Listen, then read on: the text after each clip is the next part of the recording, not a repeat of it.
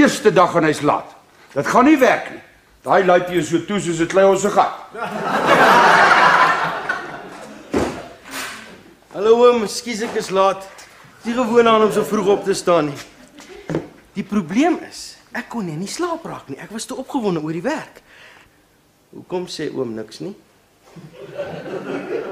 Oom dink nie dalk daaraan om my te fire nie. Asseblief oom, ek het dan nog nie eens begin werk nie. Ek weet nie eens hoeveel gaan oom my gee. Maar sê ek moenie vir peanuts werk nie. Maar peanuts is okay oom. Bossie, shut up. Ekskuus oom. Kyk, as ons hier gaan saamwerk, moet ons soos 'n span saamwerk. Dieselfde span. Doodreg oom, soos 'n span. Dieselfde span.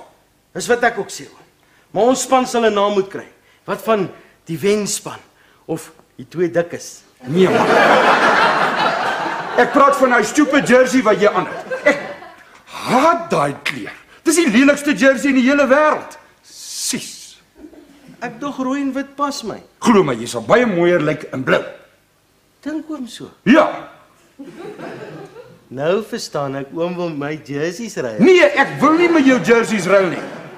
Kyk, as jy in vrede hier wil werk, dan trek jy nooit weer